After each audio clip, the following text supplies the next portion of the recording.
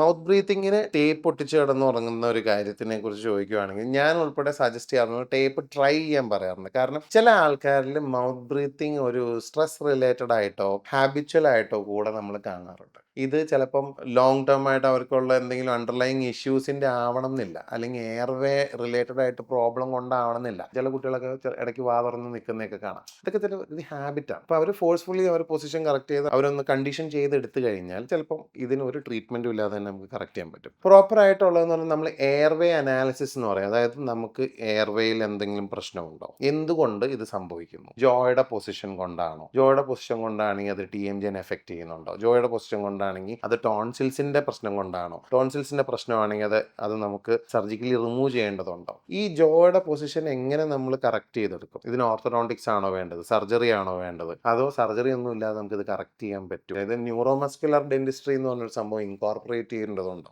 ഇതെല്ലാം നമുക്ക് find out ചെയ്തേ മതിയാവും. പക്ഷെ ഇതിലേക്ക് പോകുന്നവർ വളരെ ചുരുക്കമാണ്. പല്ല് പൊങ്ങിയിരിക്കുന്നതിന് 4 പല്ല് കുറച്ച് കമ്പിയിട്ട് താത്തുക എന്നുള്ള ഒറ്റ കണ്ടീഷൻ മാത്രമേ എല്ലാവർക്കും ഉള്ളൂ. ഭംഗിയാവണം. പക്ഷെ ഹെൽത്തിനെ നോക്കുന്നില്ല പലരും. ഹെൽത്തി ആവണം എന്ന് ആഗ്രഹിച്ചു കഴിഞ്ഞാൽ നമ്മൾ കൂടുതൽ ഭംഗിയാവുകയാണ് ചെയ്യുന്നത്. കാരണം ദൈവം എല്ലാവരും നല്ല ഭംഗിയായിട്ട് തന്നെയാണ് സൃഷ്ടിച്ചേക്കുന്നത്. എന്തൊക്കെയോ കുഴപ്പം കൊണ്ട് ചിലർ ഒന്ന് വിട്ടുപോയി അല്ലെങ്കിൽ കുറച്ച് വ്യത്യാസങ്ങൾ വന്നു എന്നുള്ളതാണ്. നമ്മളതിനെ കൃത്യമായി അനലൈസ് ചെയ്യാൻ നമുക്ക് സാധിച്ചു എന്നുണ്ടെങ്കിൽ yes you can make A huge difference.